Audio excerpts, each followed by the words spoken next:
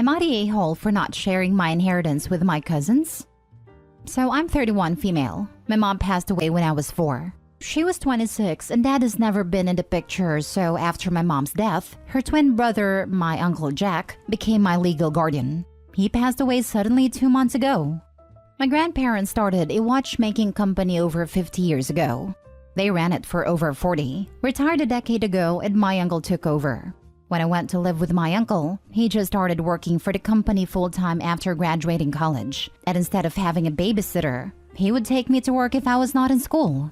My uncle met Melissa when I was 10. She was very nice to me. They got married when I was 12 and had their first child a few months later. When my cousin Mark, 20, was born, things changed. She would stop packing my lunch and other stuff. I know that she's not my mom, but before, she would just look at me with a smile, but after, she would barely acknowledge my existence. They had 2 more sons. Anyways, I worked there part-time as a teen, helping around, and Uncle taught me a few things. Uncle took over the company in 2012. My grandparents gave it to him and he took it from 145 employees to almost 1,000 in 10 years. He even started a watchmaking school. I went to college, then Uncle hired me full-time as a designer. Time went on. Mark would work for like 4 hours a week and get a full week's pay, and I've heard all my cousins and my aunt talk about how watchmaking is stupid, and that is too much for something that only tells you the time. This comment is particularly ignorant, as we don't make only watches anymore, and I thought Mark paid just enough attention to know that. But it seems I was wrong, so it never seemed like they were interested in the company. Back to now. After my uncle's funeral, my aunt informed me that they were selling the company, as it's useless to them, but they were willing to let me make an offer first. I was heartbroken. I just lost my uncle and was probably going to lose my job because there was no way I could get the money. Then last week, my uncle's will was read. All the money was divided in equal parts. Among me, my cousins, and my aunt. She got as part of the house and I got the company. 100% of the company. They were furious. I now have some friends saying it's their right to be upset for not getting something they understood they were getting. Extended family calling me a thief because it was their father's company. And my cousins texting me things like, just give it to us. We're contesting the will, meeting our lawyer tomorrow, or we're going to destroy you for what you're doing. My grandparents are on my side, but I just feel like I'm being harassed by all these people. Edit: I can't fire Mark right now. If I do, it would be a huge risk.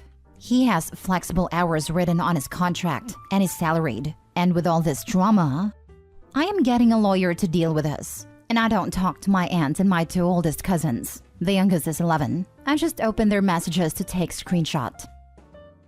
Now for the top comments. Not the a-hole. They're just angry their payday was ruined. Your uncle clearly wanted his company to stay in the family. That's why he gave it to you. This is it. It's her uncle's company. No, it's a family company. Opie's grandparents were the uncle's parents. Opie literally is in the same tier of descendants as any of the cousins. The difference is, she'll keep it in the family. Opie, you're not the a-hole. Ignore the sharks. Good for the uncle for leaving his/the family legacy to someone based on merit, not blood, aka direct descendant. This is usually how companies go bankrupt after the founder passed. Not the a-hole. Not the a-hole. Your grandparents would have divided the company with your mom and uncle. It's at least 50% yours. You have added equity by working there, and they have all been compensated fairly with cash and housing. Sadly, you should let your cousin go if he's just there for the paycheck and not working. This is what your uncle wanted, honoring him by doing exactly what it says in the will. Your cousins will continue to be furious. They may even sue, but continue to honor your uncle even if you have to go to court. Next story. Am I the a-hole for selling my portion of the house because my sister made my wife watch her daughters? I, 28 male, and my sister, 45, co-own a house together. It was a duplex, but we ripped out the wall in the living room years ago, so now it's a one big house. She has 2 girls. My wife and I have 2 boys and 1 on the way. It's a giant house, and there's still 3 extra bedrooms left over. My sister recently has been pretty much conning my wife into taking her daughters with her everywhere. She does this very so often, honestly. She takes needing a break to the extreme, and it's always when the warm weather hits. Because my sister is really overweight, gets overheated, and can't handle her children during these times. So anyways, she's been asking my wife pretty much daily to take the girls with her every single place she goes. My wife ends up feeling cornered as she doesn't like confrontation and just gives in. And what really angered me was that this even bled into my children's first ever concert. We got tickets well in advance, and unfortunately, I ended up breaking my hip and couldn't go. So there was a ticket left over. I was destroyed over not being able to go. I was in the hospital, but my wife decided to still bring the boys. Then she calls when they got there, and I find out that my sister basically told my wife how unfair it was that there was an extra ticket that her oldest daughter could use, and she didn't even ask to bring her. Needless to say, the kid ended up being taken to the concert. And by the time my wife got to the concert and called me, she was crying and completely overwhelmed and didn't even enjoy herself. My niece has ADHD and is one hell of a handful, so there was no relaxing. I got home 2 days ago and went up one side of my sister and down the other. Told her that she had to take our kids this weekend so my wife could go and relax after being conned into parenting 2 extra kids for so long and not getting a single stroke of a second to herself. My sister got angry, saying my wife could have just said no. But my sister never takes no for an answer, so this response was truly manipulative. So in turn, I told her I'm selling my portion of the house, which means she would have to sell or convert back to duplex, which they don't have the money for, because I don't want to be around her BS anymore. She's been begging and crying to us for 2 days, trying to take our kids and kissing our butts. This home has been in our family for 6 to 8 generations, so my sister doesn't want to sell. But I have to stick to this because I don't trust her. Am I the a-hole? Edited to add, well, I can appreciate people saying that this is an open-ended threat on my end and that I would be responsible for the cost of converting back to a duplex. Please understand that I've already spoken to a few lawyers about this, as I thought the same thing. And no, it's not on me financially to do this because of how the co-ownership deed is written. I'm not sure the in-depth legalities, but I did speak on behalf of this issue profusely because I too thought it would be my obligation to rebuild a duplex with my intention to sell. But legally, it is not on me for whatever reason. Not the a-hole. You are all insane people for tearing down that wall in the first place, lol. Exactly. Good walls make good neighbors. Not the a-hole. I don't think a wall would stop that sister. Sister is super entitled. The wall wouldn't have even slowed her down. She'd have just dumped an OP and his family. Not the a-hole. What your sister has been doing to your wife is pretty scummy.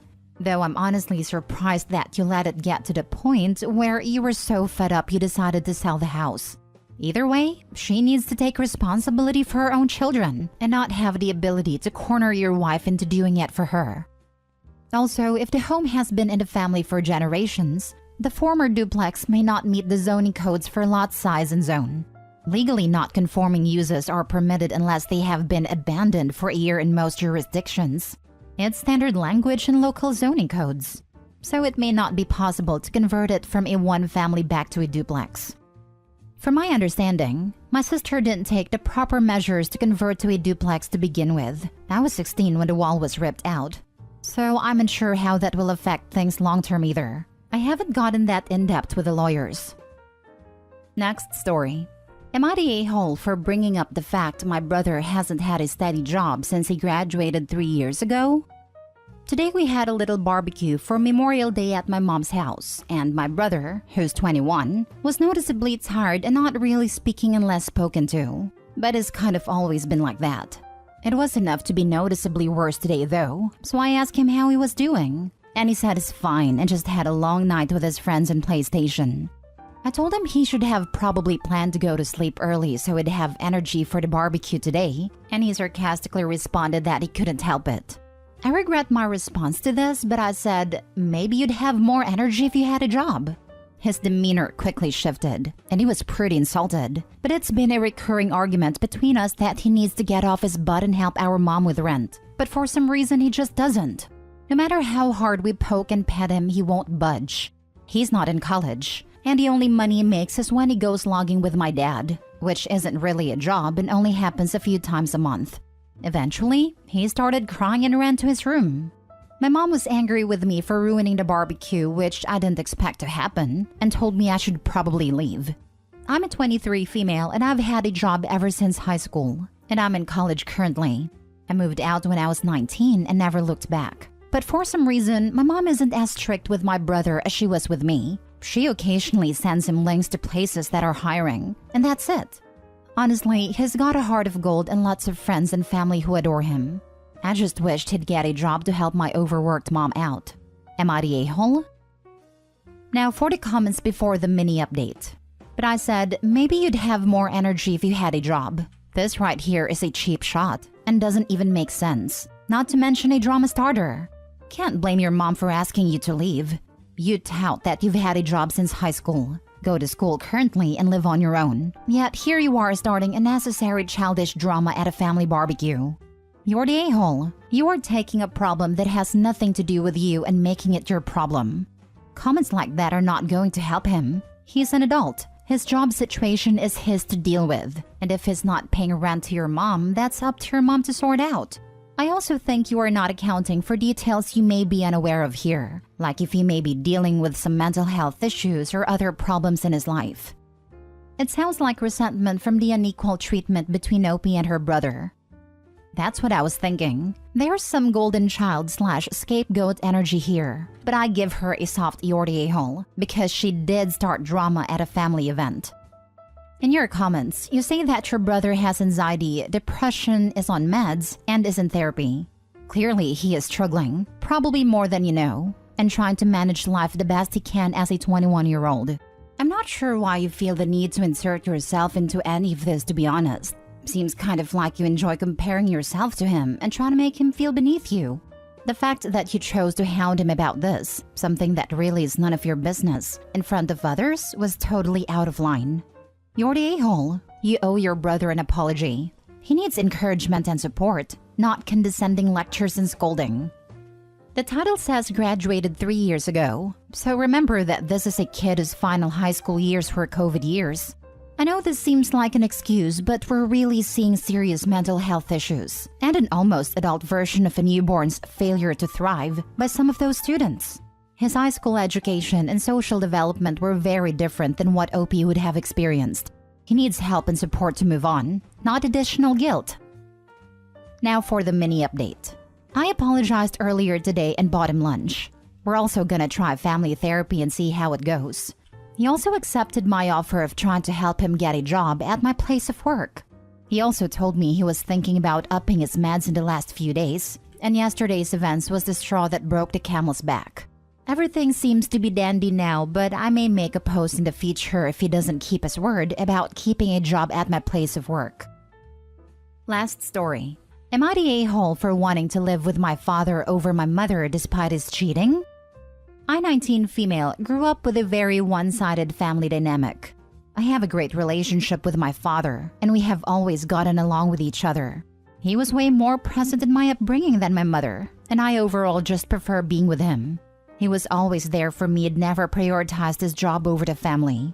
My mother, on the other hand, was more focused on her work than being a part of my life, and that has really drawn a wedge between us. I don't hate my mom, but I don't have nearly as close of a connection with her as I have with my father. Her work was always prioritized over my father and I, and it felt like my parents weren't even married. So, my mother recently found out that my father has been having an affair with a coworker of his for the past 2 months. I had no idea about this, so this definitely came as a shock to me. They're getting a divorce, and my mother is planning on moving out of our house soon. And my mother told me that I should start packing my stuff so that we can move out as soon as she can sign a lease in an apartment. But to be honest, I don't really want to move out with her, and I'd much rather stay with my father.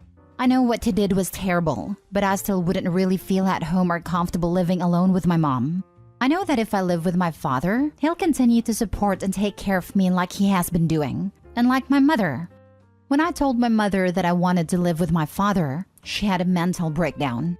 She started telling me that her father broke up our family, and that he broke her, and that me choosing him over her is a massive betrayal from me towards her.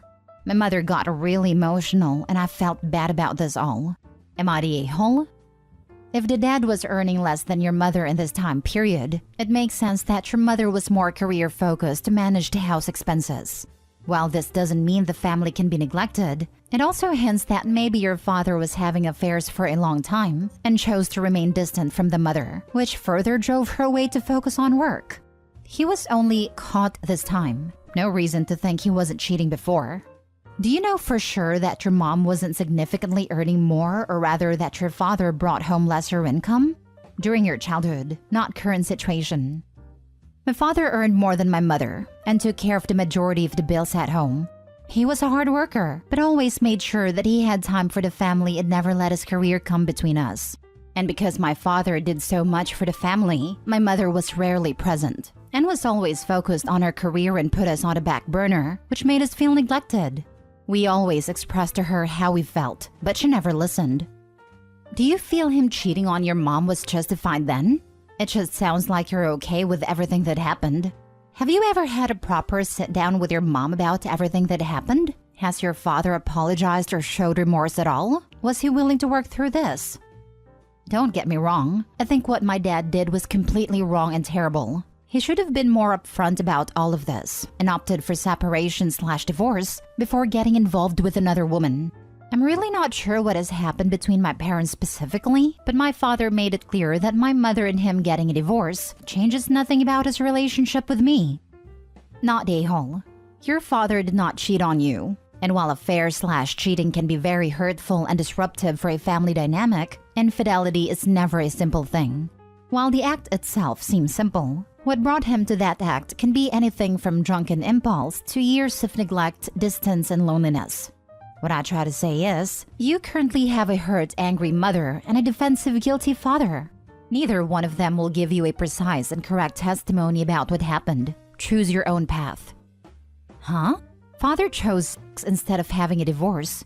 Doesn't matter if it was neglect. He is an adult man who could divorce his wife anytime he wanted, but instead choose to break his wedding vows. To me, it seems like a character flaw. That viewpoint doesn't really help Opie make the decision, and as the commenter above you pointed out, nobody has the full picture of what has happened in the parents' marriage. Not even Opie.